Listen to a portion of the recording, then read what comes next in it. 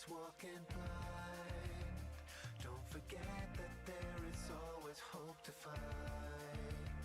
Choose your path, walk it well. Break out from this living hell. In this broken cage we will not be confined. And when the world it starts to burn, at the point of no return, keep a hold of your convictions. Tear out the affliction before the world turns black. Stand up and take it back.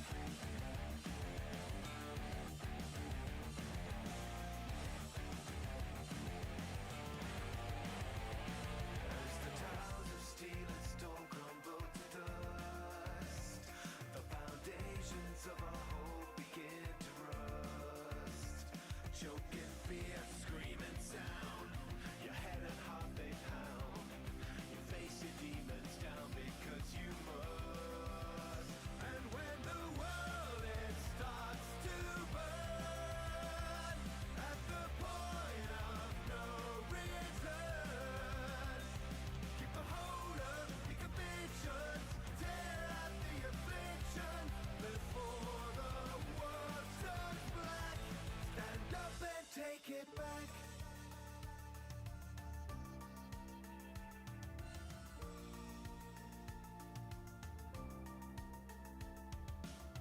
For us, for all, for glory, it's time to end this story.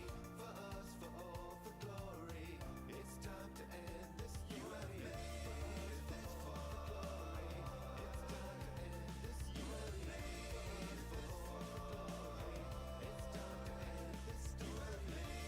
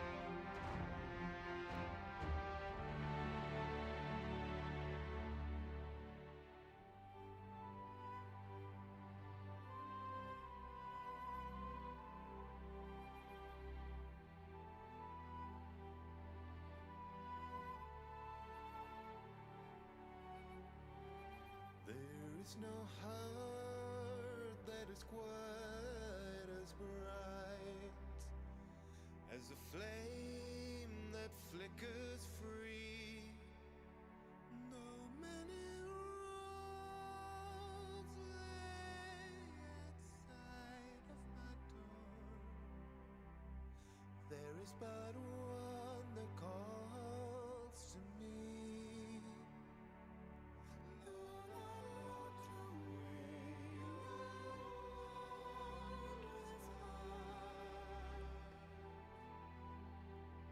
A flame that flickers free. Through river, root and stone, the distant call of home. So far yet always with us, inside our hearts and bones. No creek or cave, no wild wind or wave can quell the call of home.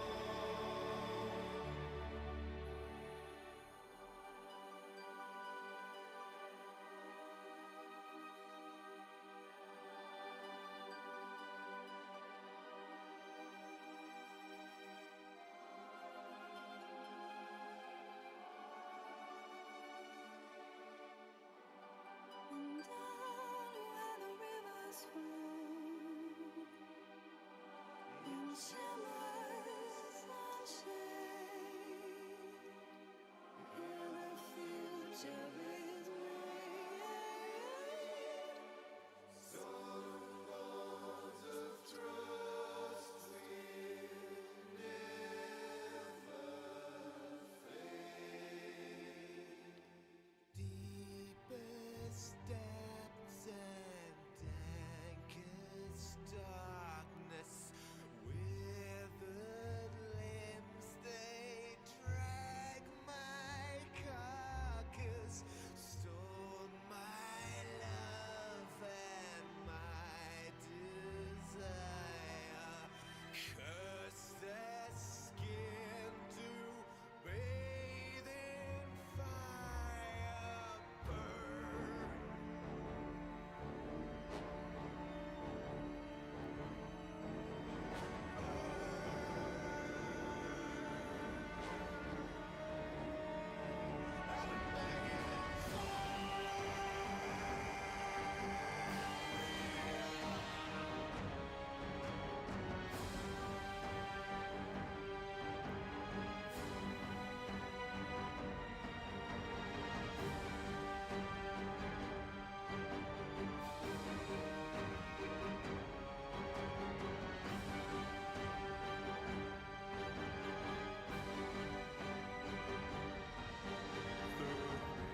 River, root and stone, the distant call of home. So far yet always with us, inside our hearts and bones. So soft the call of home.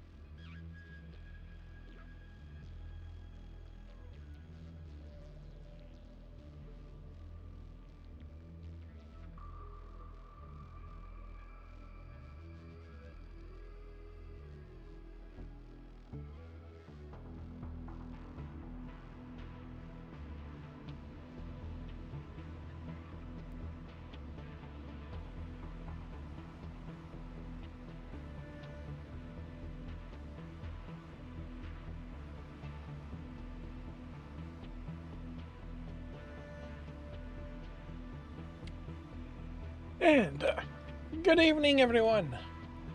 Good evening, and welcome to Saturday Social. The Tigers, the Saturday Social. I'm Kendar, your host. This is Ty, co-host, and I hope the chat is lively tonight because I am not. I did not sleep particularly well last night. Woke up way too early, and now I'm feeling it. The day itself went well, although I had to go outside in minus 19 Celsius weather. It was not horrible, but I do not like it. I had not planned on going outside, but I forgot to bring a letter to my doctor last week when I had my when I went to renew my prescription, and when I called during the week, the receptionist said that I had to come in and hand in the page in person. So I went. And as I fully expected, once I handed that to the doctor, she went, "Oh, you didn't have to come here. You could just have called and let me know." Which I pointed out I did call. So hopefully she'll let people know. And in 2 years, because this is a test that the government wants done every 2 years because of my age. Well, yeah. Because I was out, I did some grocery shopping. A bit of preparation for the holiday coming 14th, 15th of let me check. Family Day in Canada.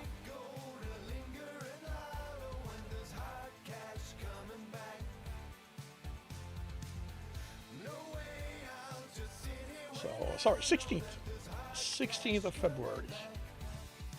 I'm gonna make myself baked beans, and I like having up soda. In this case, Sprite. And I kind of realized that instead of buying a 2-liter bottle, which is $1.50, $2, it's cheaper. Oh, it's not cheaper, but buying a 6-pack of 700 milliliter bottles for maybe twice the price, because I'll have one or two during the holiday, which means that that's going to last me multiple holidays instead of feeling forced to drink the entire 2 liters. So, and I can also put them in the fridge the night before, so I can have them cold instead of having that at room temperature, because I would usually end up buying the day before or the day of. So trying to plan a little ahead. But yeah, I do not feel like writing anything, so probably just gonna read stuff. I have a file that's just called stories, and that's where ideas that I work on, stuff that never became a serious project, end up. I have a bit of fan fiction in there. Most of the stuff in there is original. That is a Star Trek fan fiction kind of story. I mean, it can't be. I don't know. I don't think it can be called fan fiction, because none of the characters are from the shows. Georgie LaForge as a cameo in the second chapter. Riker and Picard are referred to. I wrote this in 2017. Holy cow. Um, and back then, um, DS9 was the main show going running. Next Generation had been fairly recent, and this took advantage of a bit of both. Quark is there. That basically, the second chapter is a flashback, and it takes place on DS9, and Captain Hench is trying to talk Geordi into joining her ship. Uh, it's implied that she has um, something of a rivalry with Picard. That she's, and she basically she's trying to poach uh, experts. It's something of a friendly rivalry. Although Riker owes her something for some reason. Never quite. The two chapters are the only thing that I've got way more in my head. This came about.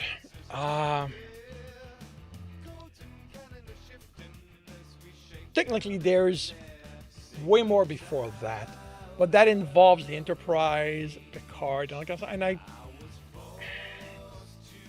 I do not care to write. Well, okay, it involves that, but nothing was happening. Okay, the idea came to me during Next Generation. The episode where Picard is captured and by I think it's the Cardassian, and they try to brainwash him. The five light thing, there is four light thing, that, and I put another prisoner there with him, Sasha, who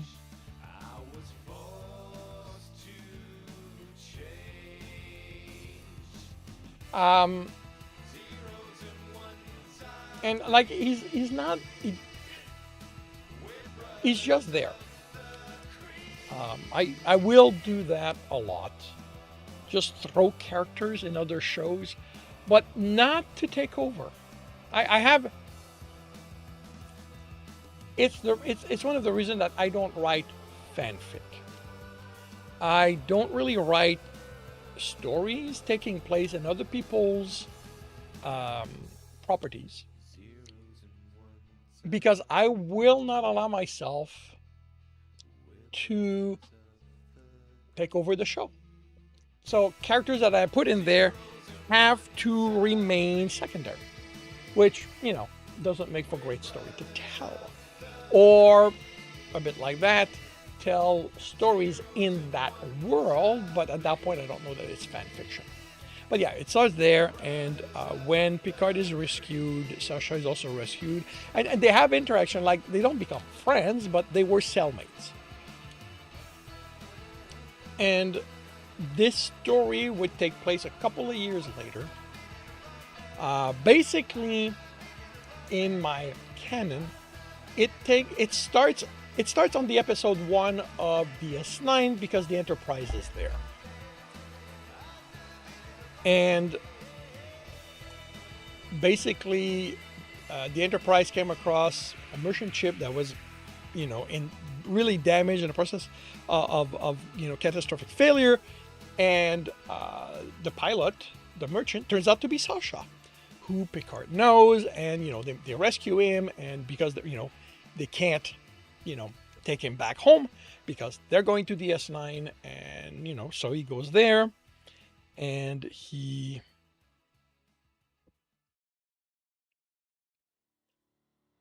from there he needs to make his own way, and he comes across Captain Hench, who Picard talked about. Picard probably went, that she's probably somebody who can take him home.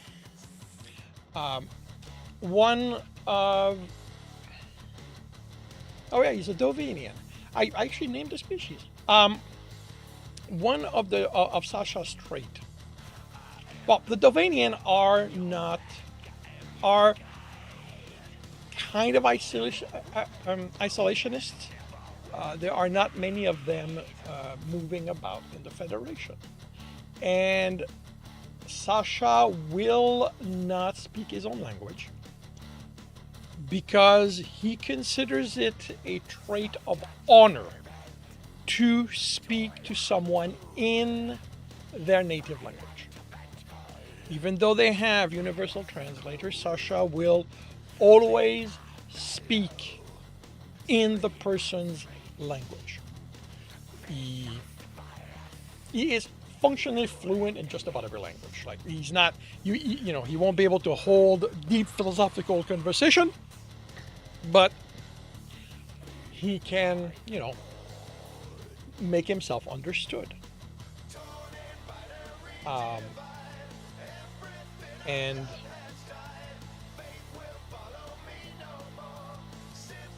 he basically talks to the captain and basically just went, I need a ride to this station. From there, I can take a ship that will take me home. And she goes, well, I can take you home, because she's an explorer. Like she's on a science ship, and that's what she tries to use to get Geordie to join her ship, because she goes, you know what? On my ship, you will be making discoveries. How exciting is it on the Enterprise? You guys all just go places, escort people. You're an engineer. On my ship, you will, we will do stuff like my chief engineer just 2 months ago, made this discovery because of where we were. And, Geordie is very loyal to his captain and all that. And, he turns her down and, she goes, all right, well, I'll try again next time.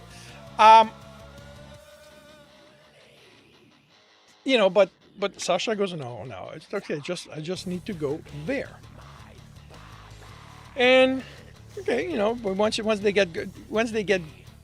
he's on board, she gets a message from Starfleet that there's an emergency she needs to deal with now.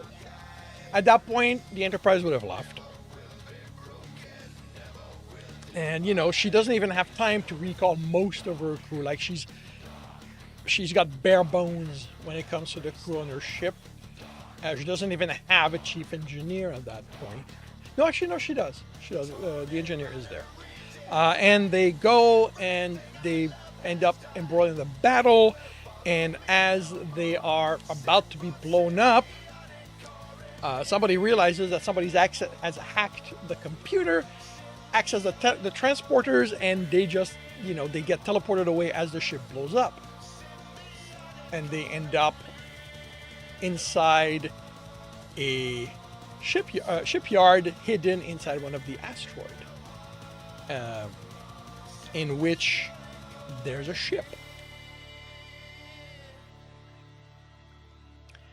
And who made the ship, nobody knows. Like, it's called the Phoenix, and they're stuck there, so they have to make use of it. They have to figure out how it works.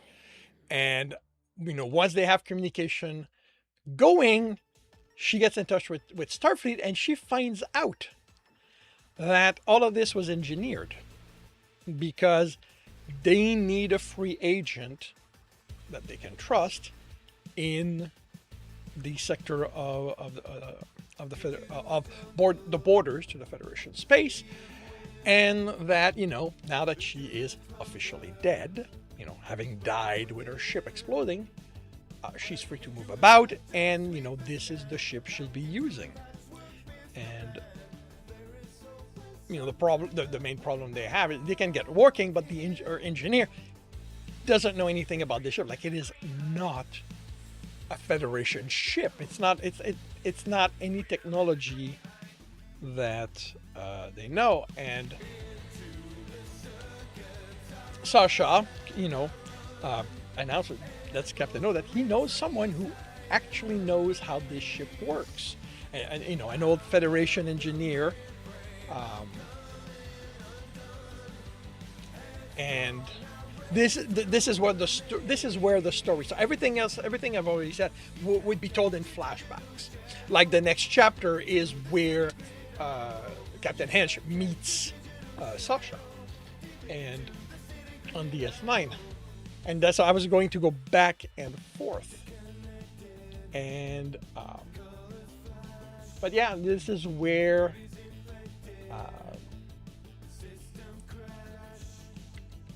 you know, they go to find that engineer who knows the Phoenix, and we get we get a bit of backstory when they do find him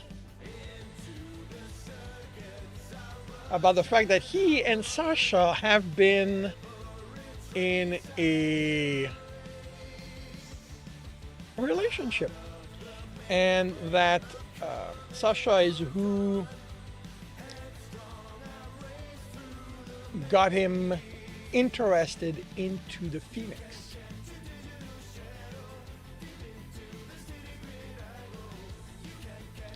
And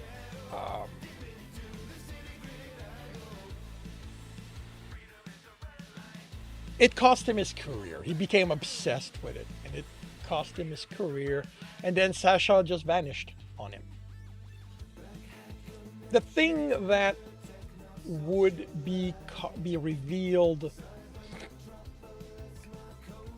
throughout the show about Sasha is that he's a spy. He is a special agent of his people, and that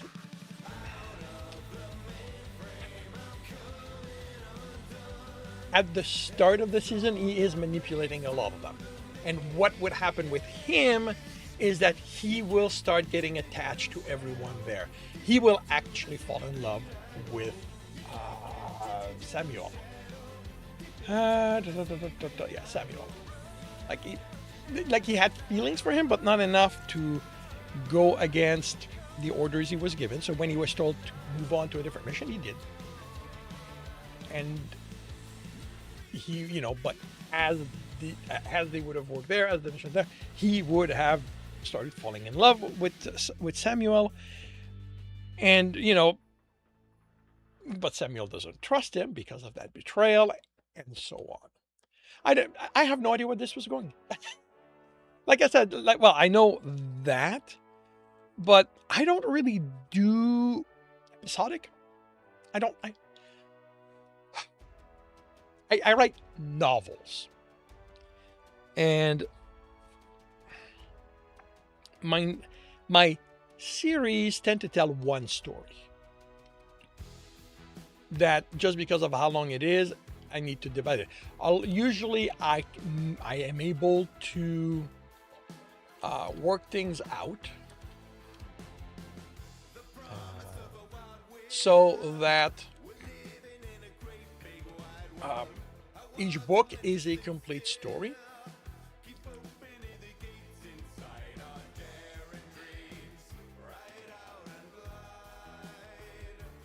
But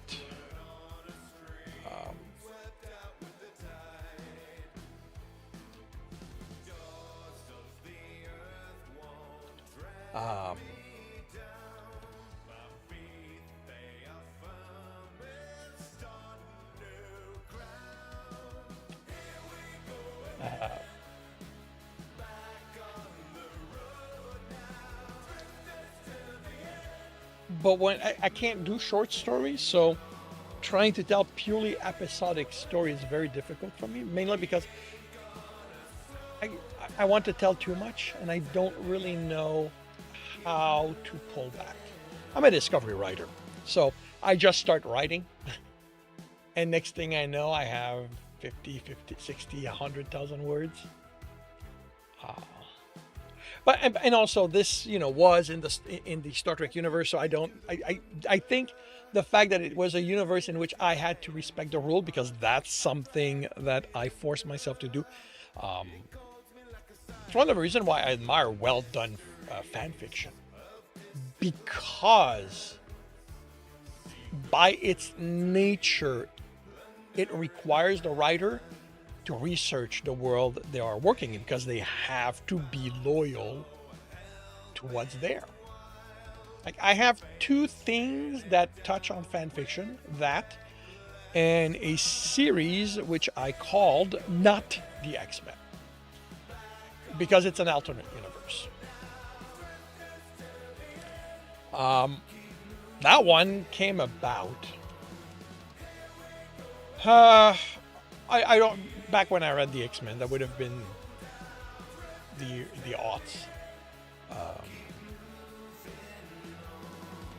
And somebody again was back from the dead. I've never really cared for that, so I kind of went, you know what? If I ran Marvel, I would establish a rule where if a character is brought back from the dead, the writer has 12 issues to explain how it has happened and set things so that it can never happen again. And no one is allowed to use that method again. And, you know, the editors would have to okay the proposal first. And I kind of went, you know, I would do, because I think Colossus is who had just been brought back. And I went, okay, this is how I would do it. And I went, and then I went, you know what, I should write that story. And I went, well, I'm not writing an X-Men story, you know, because their universe, and as much as I've read the X-Men back then, I would not consider myself somebody who knows the characters. And so I went, you know, I would never be able to do it. So I went, okay, how about I do this as an alternate universe? Not change everything. Change some things. Like, it is not the Marvel universe. Within the first page, I have something happen that establishes very, very clearly that this is not the Marvel universe. Well, two things technically happen, but the one of them I'm pretty sure goes over most people's head. Scott and Hank McCoy are talking. Basically, Colossus has just, you know, Petror. I used to know all the characters' name, not just there, but I don't know. Petrov. I do not recall Colossus' actual name. But he just showed up. Like, they buried him less than a year before, and he just showed up at their door.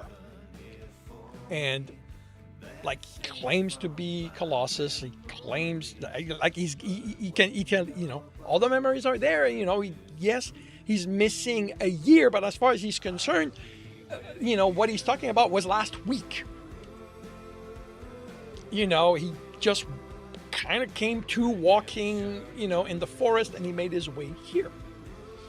And, you know, and Scott, you know, after this discussion, you know, he's going. Kitty Pryde is escorting him back to his room, and Scott addresses Hank, and he addresses him as Matt. And the next thing he does after that is that he takes off his glasses, rubs his eyes, and opens his eyes. That was my okay. Because nothing happens. Because in that universe, Scott has control of his abilities, of his power. And this is what the characters were basically the same with some minor tweaks, and I allowed myself to change one thing about them. It could be very minor or it could be major. And Scott, I gave him control of his ability. I made Hank McCoy gay, and I put him in a relationship with one of my characters, which the character is called Thomas Black. And somebody pointed out, wait, is that Tom Cassidy? And it took me a long time to go, Tom Cassidy? Oh, Black Tom Cassidy. Right. The brother of Banshee. No, this is another character. And something that I didn't know is that in that world, mutants are completely accepted, perfectly accepted. Like all those conflicts have been resolved or never showed up. Like they were never the other. But gays are still being persecuted. So Hank is, in the closet with everyone except his friends. And he's in a relationship with the son of the organization that monitors mutants. Not as in a police state kind of thing. But, mutants have superpowers. Like, mutants have powers. So they are an organization that like, it's their job to step in. Like, this world doesn't have heroes, doesn't have superheroes. It's, so it's that, basically this is a branch of the military whose job it is to step in when they need to, when mutants, because they're criminals. Not every mutant is law abiding. And this was a kind of slice of life thing. Like it was just me exploring. So, okay, so, now I need to explain how Colossus came back and why it could not happen again. And, I did that, and I brought in characters because, when I start that, Jean Grey is not there. Jean Grey is not part of Scott's group. If I remember correctly, when the story starts, it is Hank McCoy, Scott Summers, Aurora Monroe, Kitty Pryde. It was Colossus, but he had died a year before. I think it was these four, and now 5 with Colossus is back. Tom is affiliated, but he's not part of the group. Like he's Hank, he's Mac's boyfriend. So, and I introduce Tom, and the group he works to, because Hank has done all the tests he can, and everything tells him that that's Colossus, except it can't be, because he checked, there's a body in the ground, and that body, what's left of it, is genetically Colossus. So, you cannot have two Colossus. So they, through Tom, they gain, they get permission to go to the base so that one of their experts can actually run a in-depth test to see if this is actually Colossus. And it's a psychic test run by one of the scientists that works there, Jean Grey, who's a telepath. And that's where Scott lays eyes on Jean Grey for the first time. Jean's best friend and co-worker there is Raven, Mystique. Although she doesn't, she's not Mystique in that world. She's just Raven.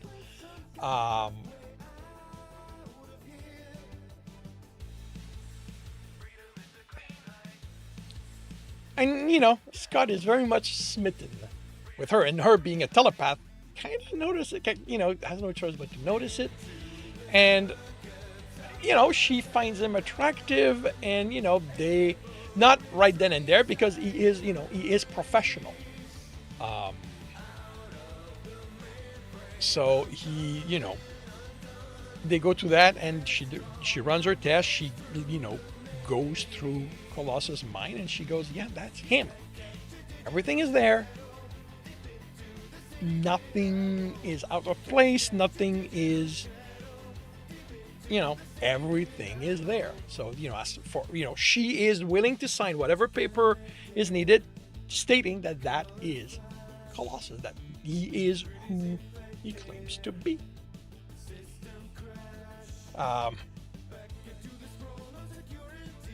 So they're all happy because that means they've got their friend back. There's still a bit of a what's going on. Kitty and Colossus were in a relationship. From Colossus' point of view, he still is in one. She mourned him, so she's having trouble dealing with the fact that he considers them to still be together, and he's acting like they're in a relationship. And even after she tells him, like, he tries, but the thing is, like, he's in love with her.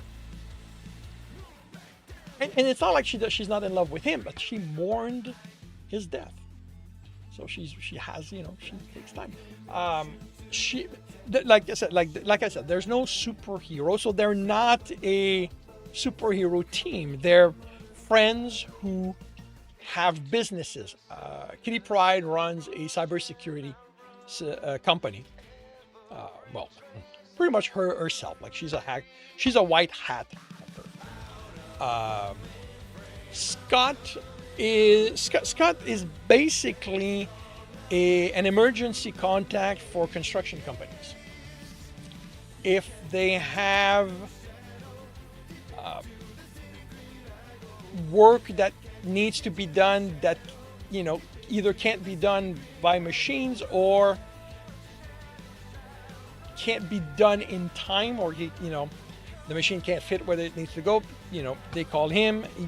He charges. Like, he's not cheap, but he gets the work. And I have him go on a job like that, like he's called. And basically what happened is that the piece, like, it's a giant piece of metal that was supposed to have a hole in the center. The problem is that the hole is too small. It was not cut properly. And to get this done, they need to ship it, bring it back, and that would put them over the deadline, which means that the construction company would have to pay penalties. And they ran the number, and paying Scott's rate saves them money over paying the penalties. And the owner's son is there. Like it's clear that the owner and Scott have done business before, and the son is there, and he's in a journalist class, and he asks permission to document the work, and Scott is fine with that, and he does the work. Like, it takes him most of the day, but he gives them exactly the hole that they want, and he's clearly exhausted, and then the son starts interviewing him, and unintentionally the son is asking very biased questions, that and Scott kind of goes, okay, you know what, we're stopping this because you're no longer being impartial. You're clearly coaxing your question in a way that makes me look like I'm taking advantage of the company, when I charge whatever they know and the son is taken by surprise because he hadn't realized that, so he goes, okay, I'm going to redo everything. I will send you a copy. I will get your okay before I do anything with it. It's good. Like I said, like it's not high drama. Like, it was slice of life. Like, it was just them living their life. It does have action because it's an X-Men story. I wasn't going to make it about the action, but it was going to be there. And it happens when they go for an outing, and Scott asks Jean Grey if she'd be interested in going. They're going to an amusement park, and um, so um, and you know, Hank brings Tom. Uh, Scott is with Green. Scott is with Jean. Kitty is with Colossus by then. They're on the let's take it slow, and we'll see what happens. Down the line, these two get back together. That was always going to happen. And Ororo, who is a writer in this world, introduces her boyfriend to the rest of the team, and that's Bishop. And they have a history. Bishop is somebody who attacked them years before. I don't remember the details.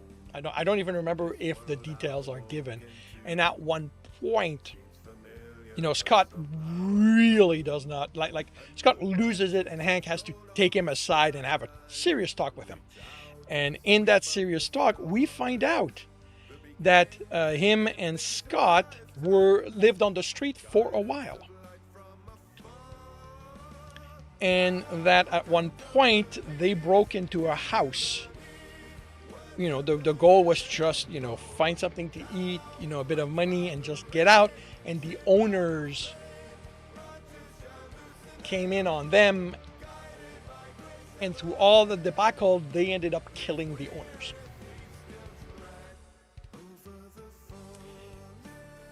And, they're both doing everything they can to make that right, without going to the police, because they don't want to go to and all that.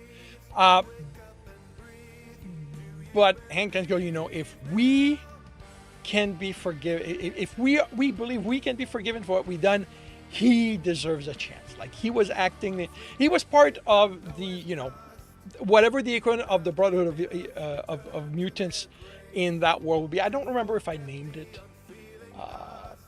It was going to show up in the third story, I think.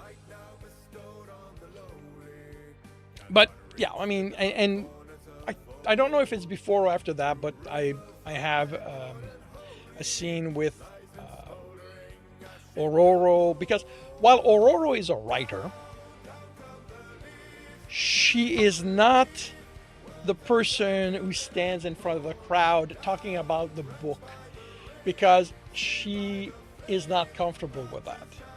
So her best friend is the face. Her best friend is the one who acts as if she wrote the books, and and that she based them on stories that Ororo told her and all that kind of stuff. And Ororo has to deal with a super fan.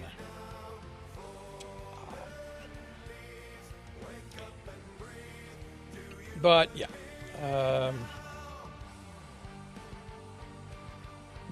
As a group, they go to an amusement park, and while they're there, it's attacked by things, by a really weird, deformed version of Colossus. Mixes of organic and metal, and creatures more than people. And they have to deal with that and fight with that. And I use that to showcase what each of them can do. Like, one of the things that I've done with Kitty Pryde, the main change I did with her ability is that she has very fine control over when she phases other things. So what she does, basically, as part of the fight, the Ferris wheel is broken, and it's about to fall. Colossus manages to hold it and stuff, and she starts, pulling metal and phasing it into each other and basically welding them, so that to make a post that will hold the Ferris wheel up while they get the people out.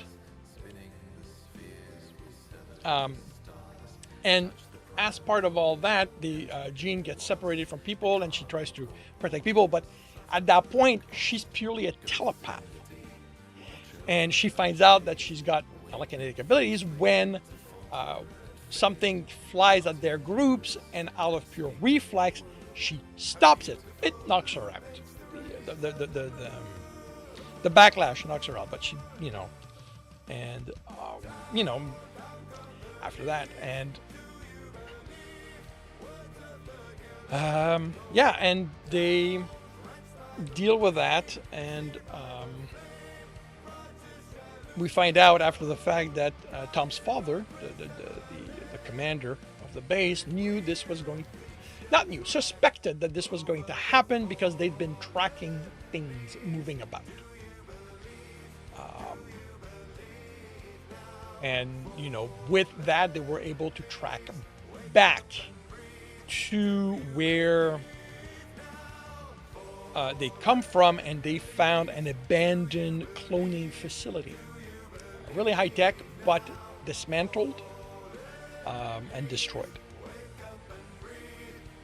So with that, I had established how Colossus came back and why the method could not be used again.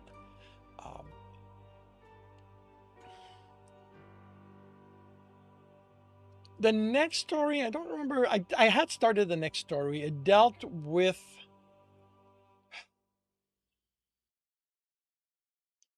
what did it deal with? I don't remember. Kids. Dealt with kids.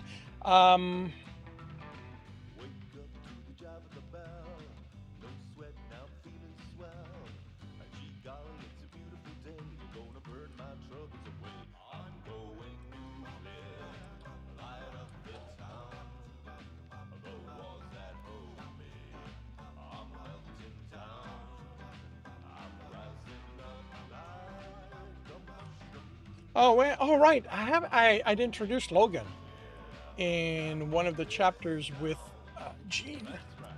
He's somebody that was found in near Logan Lake in British Columbia, I think.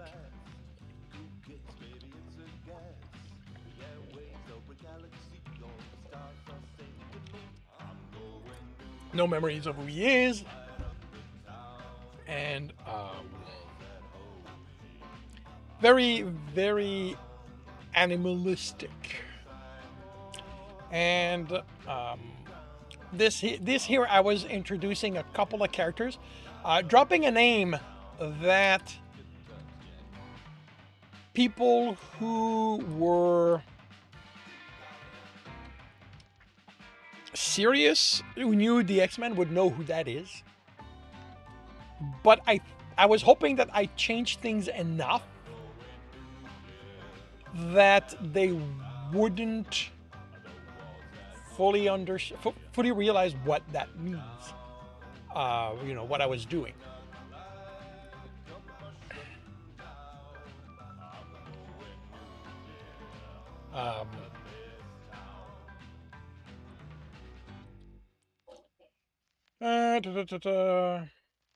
Also, yeah, Henry is called Henry. That's right. He's not called Hank there. He's called Henry, and his nickname is Mac.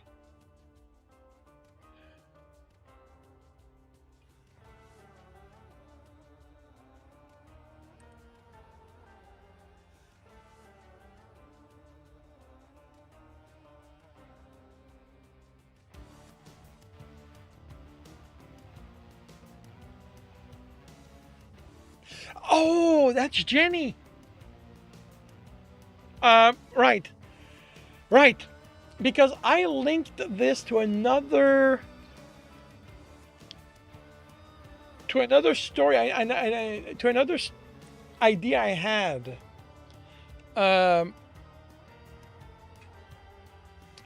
Basically, based around the fact that what if Tony Stark actually married Pepper and had a kid? What kind of person would he be, and what would he do when his daughter turns out to be a mutant, to have powers, and her ice power are in the process of killing her? So, and he and Harry know each other because they're both geniuses. So I think it's one of okay, how big is this? Okay, the first story is 60. 60,000 words, literally down to the dot. Ah.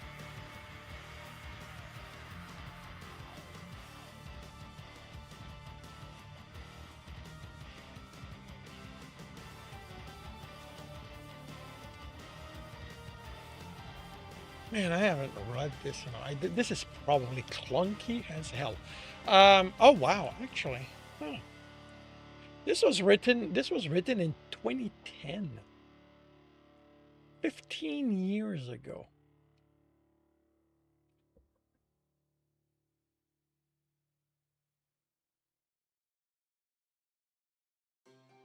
So okay, so Peter is what he's called. I know is, I guess, I guess in this version, he's not.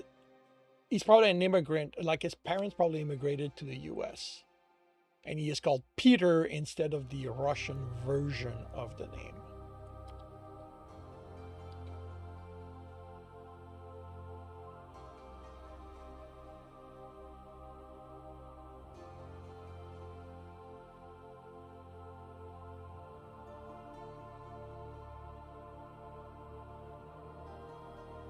Yeah, and this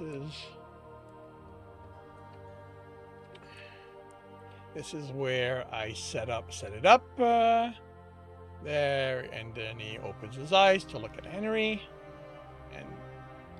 and this, I can't go nothing happens because that's the norm. But again, like this was very much written for me, but without concessions to those who did not know the X-Men.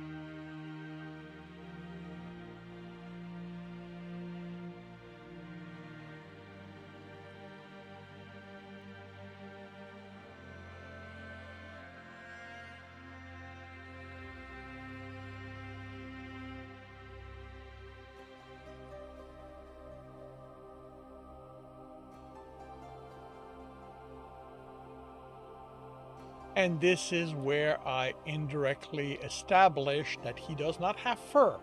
He is human in this world.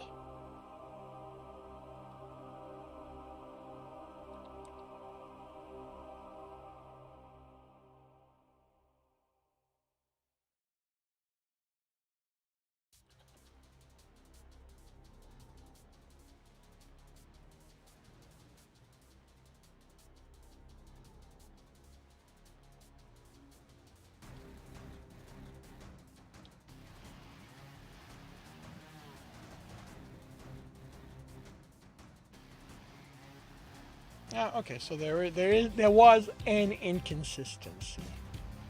Whoa! No, running off.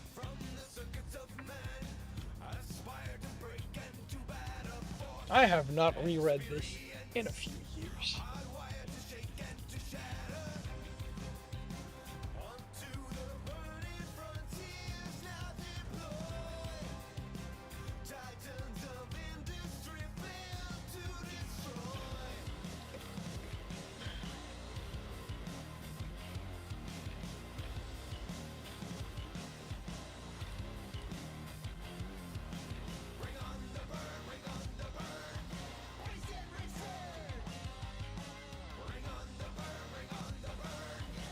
And yeah, while they're not heroes, they do. And if I remember correctly, that's one of the reasons that they're in a bit, on the whole, him and the military are not on the best of terms, because Scott will and his friends will take action when mutants are put in danger.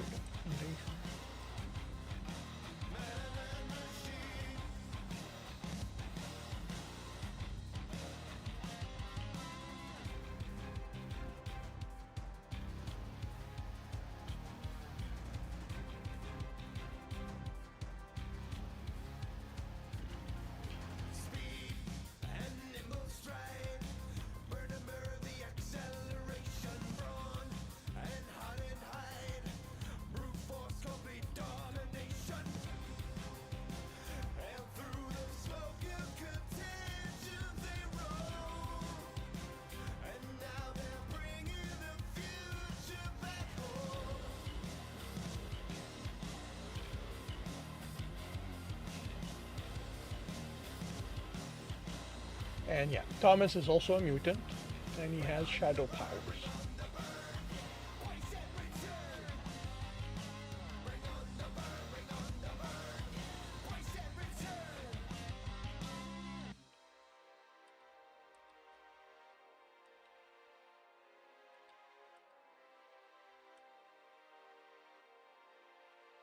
The synergy of man and machine, the symmetry and connections between.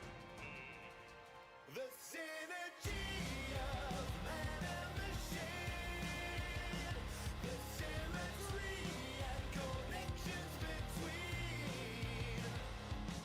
The power and the pace dominate your space. Get out and wild your rivalry's clean through man and machine. And Henry has a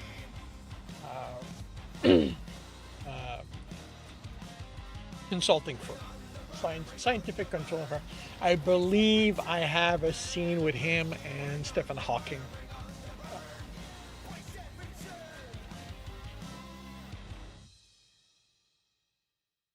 I think that's where Tony calls him.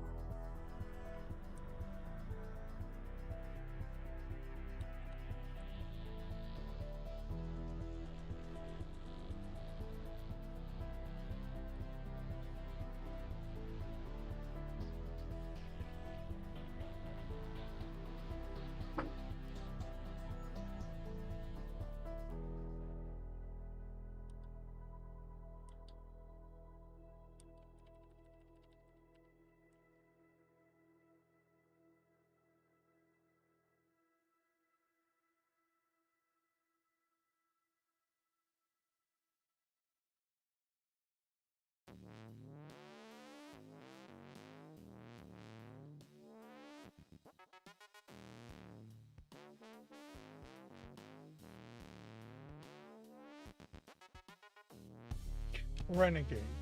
That's what they're called.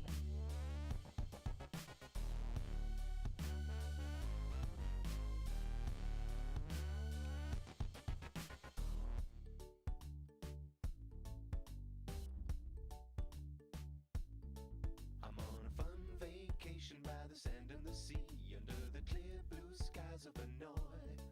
I got 1,000 hungry zombies for company, and there's so much here to enjoy. Got my weighted hammer and a bludgeon and skulls. They go splat like a big juicy peach. Dead bodies everywhere, such a treat for the gulls on the red brown sand of the beach.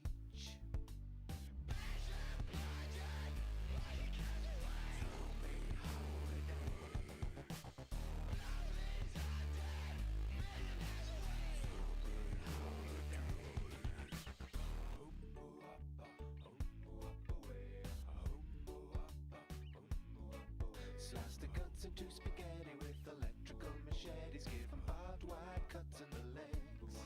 Smash the bones like glass, make 'em choke on toxic gas, crack the heads right open like eggs. And you might call us sadistic, but I think we're altruistic, pull them out of the misery. So if you're in a pickle, grab your cleaver and your sickle and come euthanize and work for me.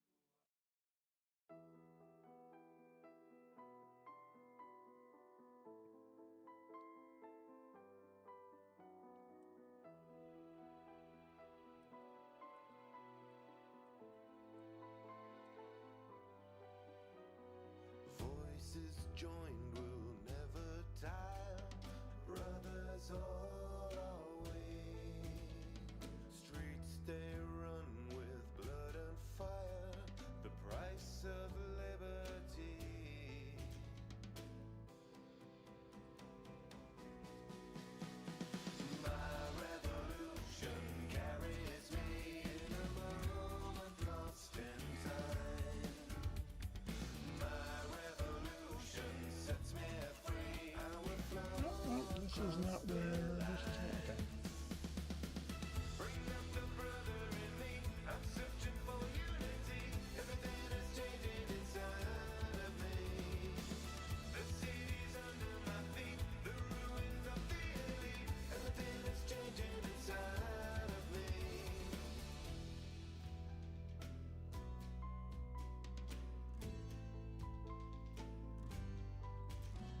Secret truths are buried deep, two fathers on two sides, with every lunge and every leap closer to my kind.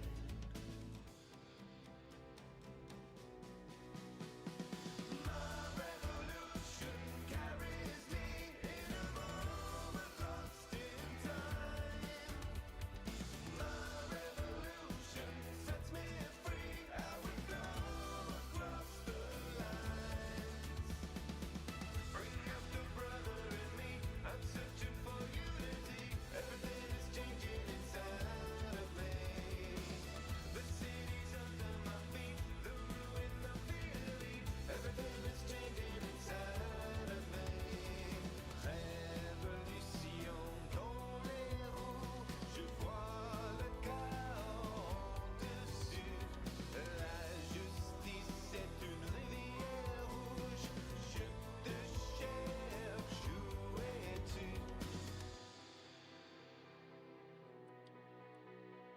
My revolution carries me. My revolution sets me free. My revolution carries me in a moment lost in time. My revolution sets me free. I will go across the lines. Bring out the brother in me. I'm searching for unity. Everything is changing inside of me. The city's under my feet. The ruin I feel. Everything is changing inside of me. My revolution carries me. It's gonna carry me. Carry me. My revolution sets me free. It's gonna carry me, carry me, carry me. Révolution dans les rues, je vois le chaos en-dessus. La justice est une rivière rouge, je te cherche, où es-tu?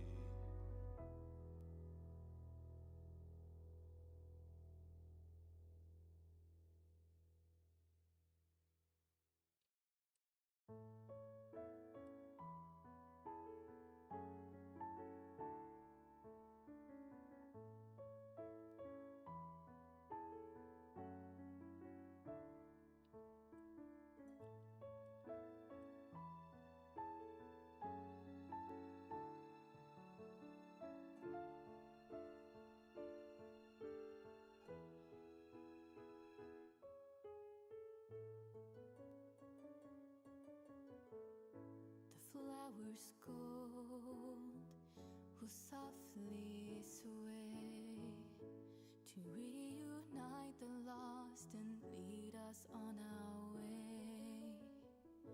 The glow of soul will light my face. The river's current flows inside each act of grace. Walk the garden, breathe the scent of life. Take this moment just to feel comfort in my tiny paradise, a place Hey, Darth. for lonely Welcome to the stream. How are you doing this evening? And when forever comes to be, will I remain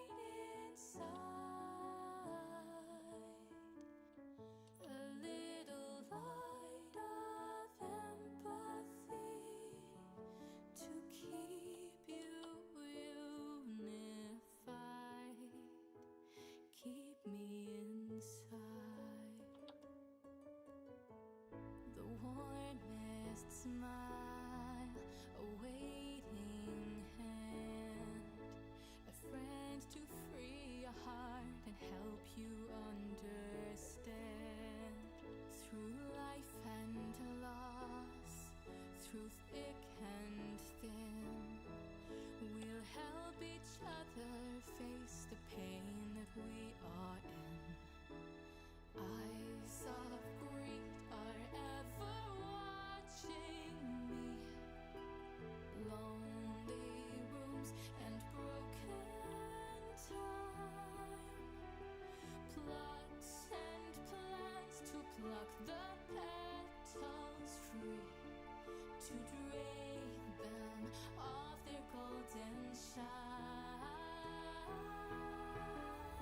And when forever comes to be, will I remain inside? A little light of empathy to keep you unified. Keep me inside. I did a lot of head hopping. It's not really third person wide, but yeah, I do a lot of head hopping. When I learn of the loss that defines me, can I hold to the promise that binds me and carry on into tomorrow's sorrow? When I'm facing the ghosts of my destiny, will I turn or remain in the memory and choose to stray or choose to follow? And when forever comes to be, will I remain inside? A little light of empathy to keep you unified. Keep me inside.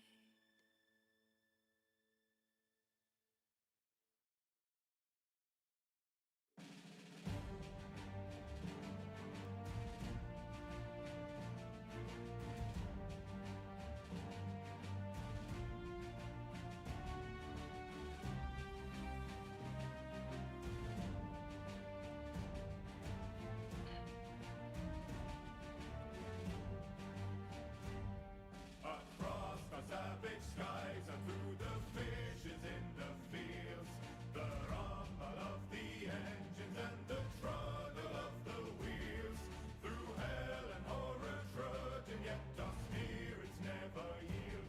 Will they sing of these forsaken pawns of war? Hoist the flags, hold the lines, lessons ever lost to time. Now we sing for you, departed pawns of war.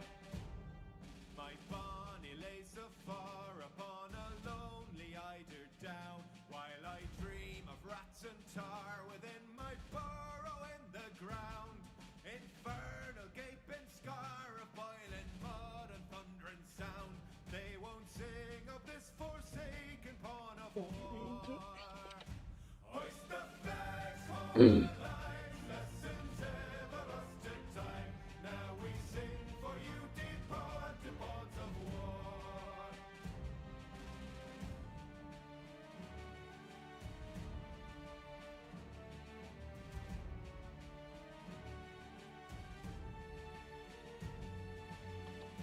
Death on the dunes, we feed the deserts. Blood of the empires on the sand.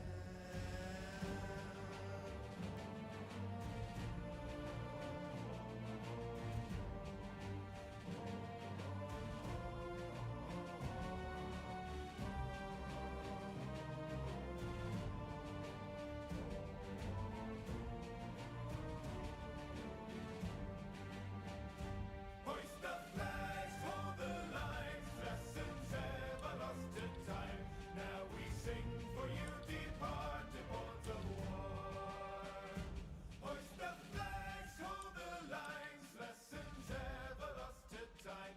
Now we sing for you, departed pawns of war.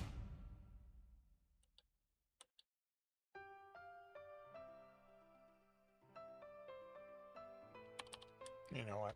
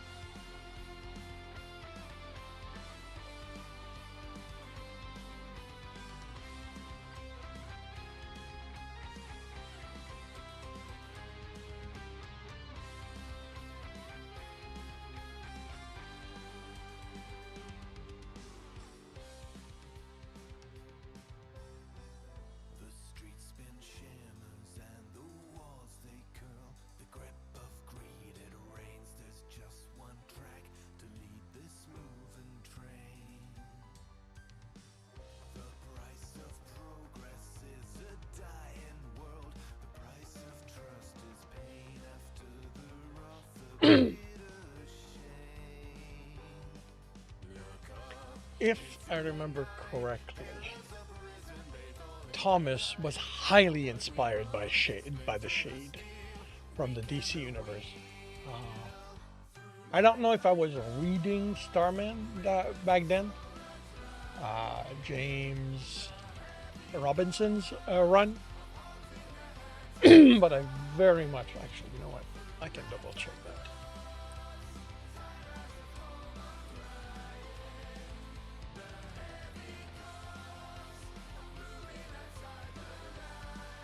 '94. So I would, yeah, I would have.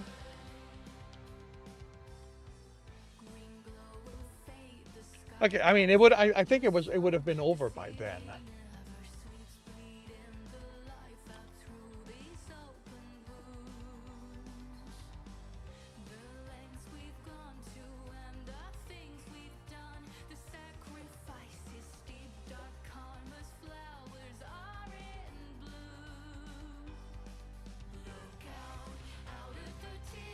Out at the faces we frozen in fear. Forward we run, darken the gleam, break the machine. 2001. So I was going on the memory of the Shade. I quite like what James Robinson did with the character there.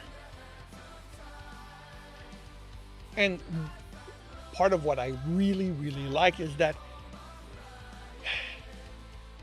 he did not deny what other writers had done with the characters before him, because Shade was handled in a bunch of different ways in his history. And, you know, comic, very threatening, very dangerous, you know, because of, you know, the 50s, the 60s, you know, the kind of character people that they were writing were different. And at no point does he go, this did not happen.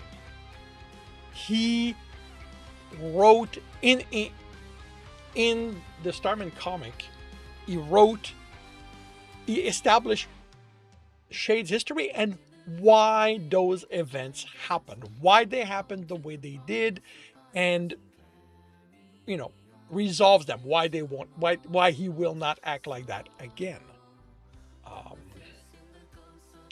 So yeah, I very much liked that character. I no idea what happened with him after that. He actually showed up on the Stargirl, and the way they depict him there is very much inspired by James Robinson's Shade.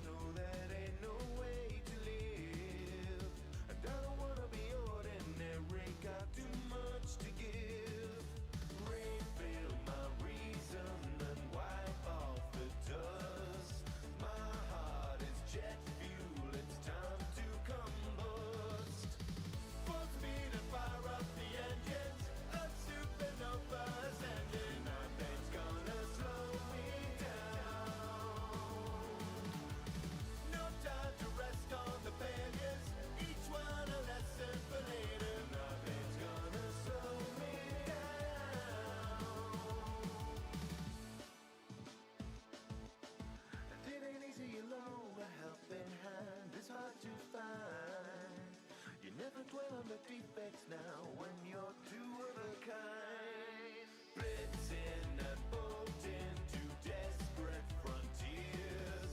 Clear out the waste jam, a wrench in the gears. Full speed and fire up the engines. A supernova ascending. Nothing's gonna slow me down. No time to rest on the players. Each one a lesson for later. Nothing's gonna slow me down. Yeah, you and me, we're gonna light up the sky. Light up the sky. Refill a reason and wipe off the dust. Our hearts are jet fuel, it's time to combust. Full speed and fire up the engines. A supernova ascending. Nothing's gonna slow me down. No time to rest on the players. Each one a lesson for later. Nothing's gonna slow me down.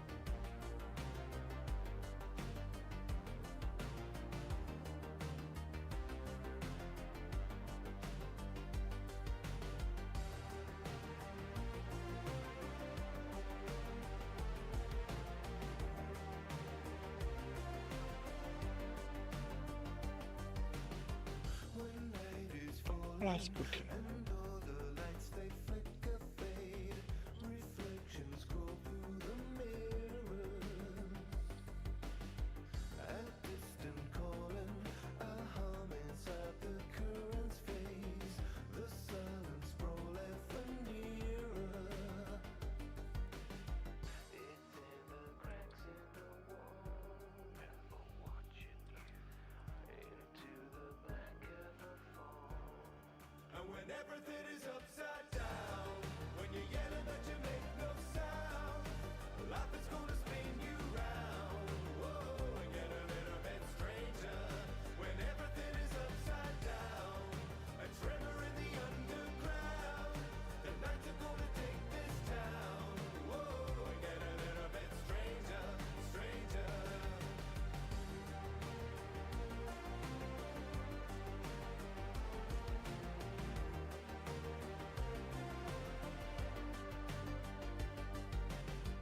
Push the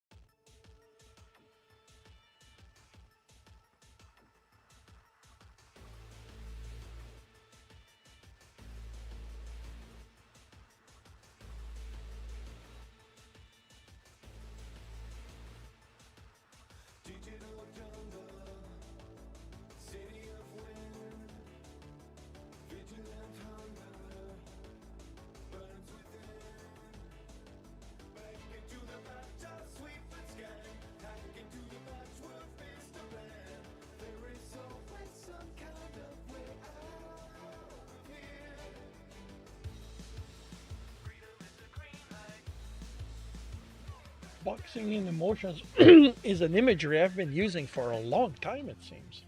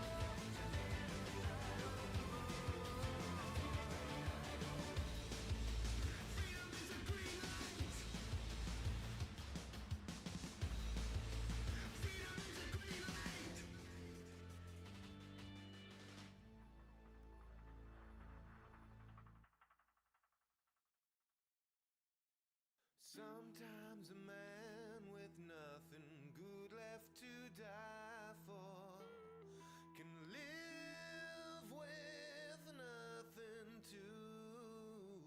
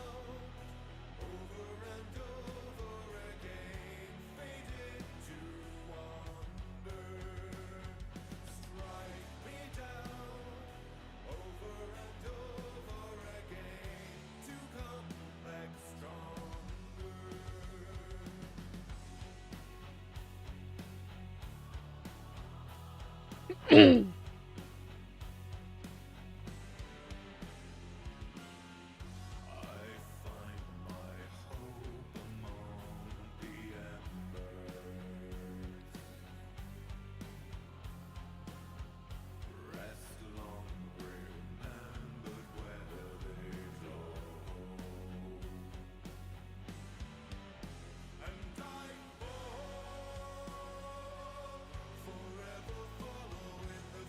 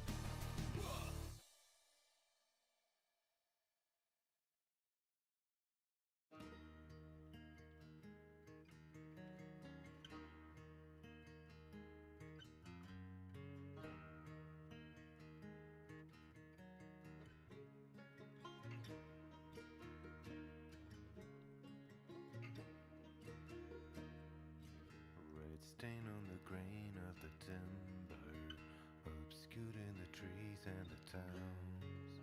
There's a sinister scent on the wind, time's gonna come around.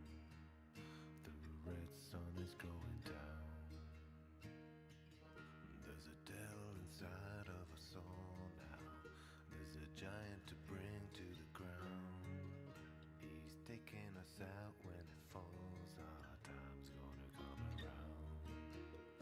The red sun is going down, and there's a price to pay for all that we have done.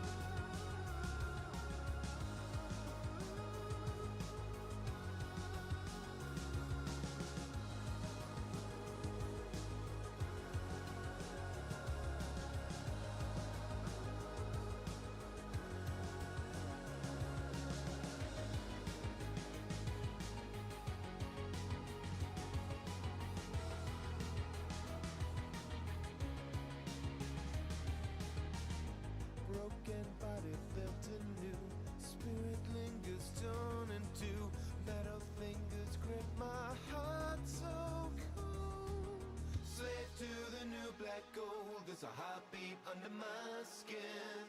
Search my electric soul for the hidden man within. Slave to the new black gold. There's a heartbeat under my skin. Search my electric soul for the hidden man within. Broken body built anew. Spirit lingers on into. Broken body built anew. Spirit lingers on into.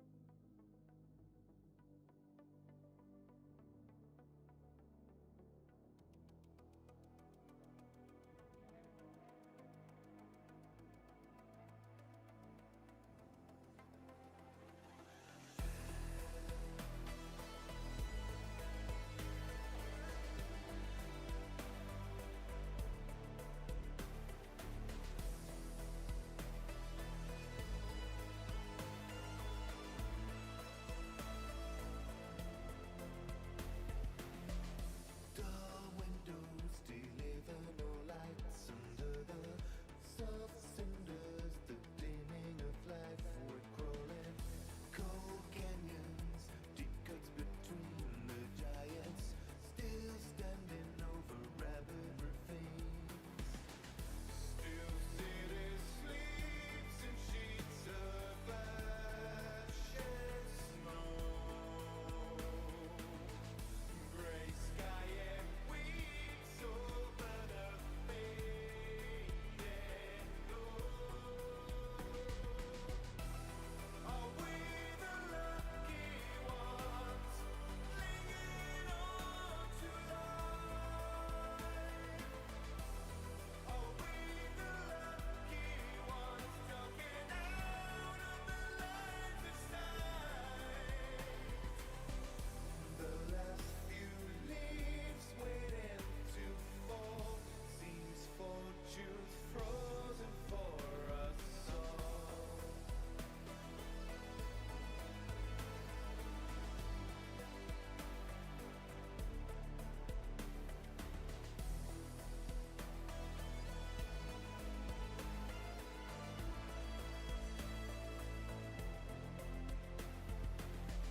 Grave journeys keep taking their toll. All of these small mercies congealing the cold state of the dead empire. Submit to the grip of all these bred vampires who grimly to share.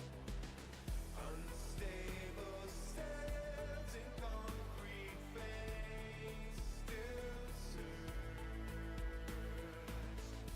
All of us wear the scars of nature's purge. Are we the lucky ones clinging on to life? Are we the lucky ones talking out of the light that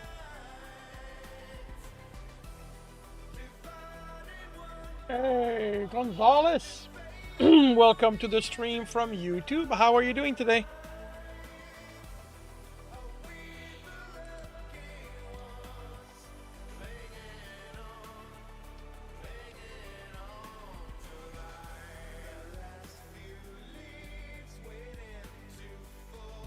seems fortune's frozen for us all.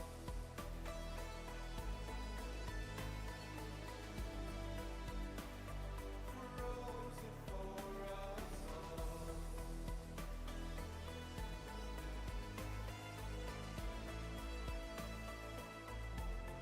You are good. I'm glad to hear that.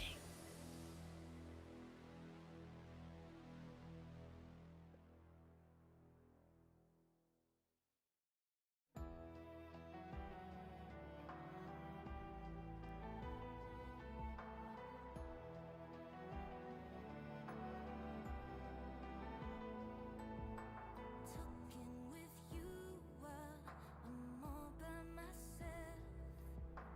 Voices stay silent to everyone else.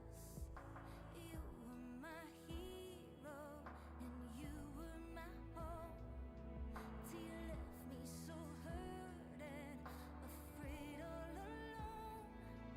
And maybe I'm a monster, but I am what you made. Those memories that hurt me will fly apart and fade. And maybe I'm a monster, but I don't give a damn. For maybe I am perfect, just the way I am. I don't wanna feel, tell me was it worth it? 'Cause I don't give a damn.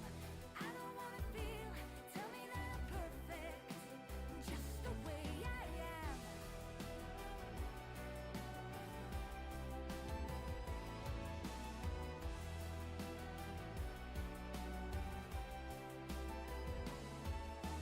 So many changes tear us apart.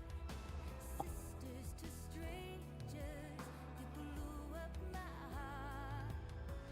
We used to chase all the terrors away, but they live in my mind now, and they're eager to prey.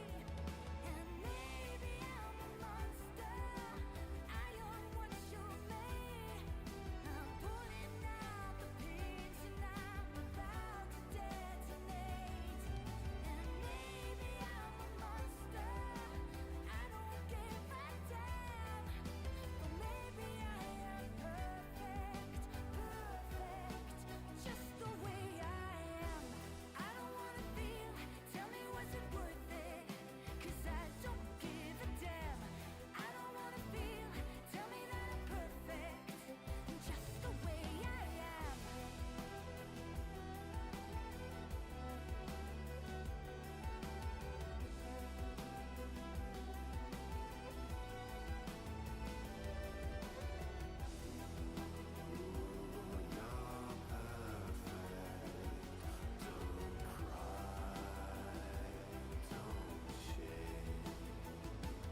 And I trusted you, I'm still trying to, but my heart is still exploding, corroded to shame.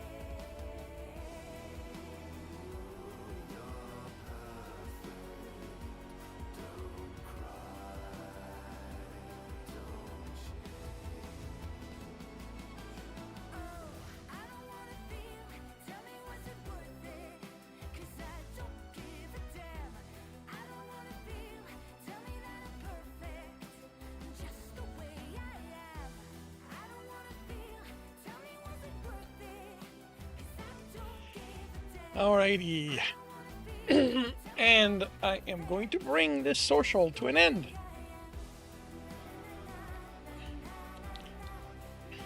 It's interesting reading some of my really old stuff.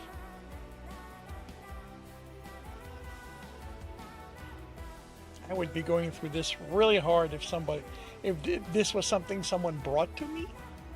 But then again, it's 16 years old now, so I can be lenient. But yeah, thank you very much, everyone, for dropping by, keeping me company.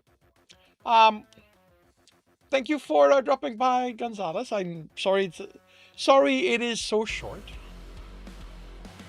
I will be back Monday morning,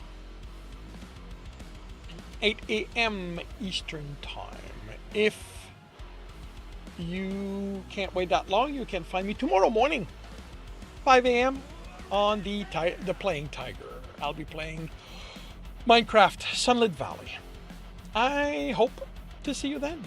If I do not, I hope you have a good rest of the weekend, a good week when it arrives, and I'll see you when I see you.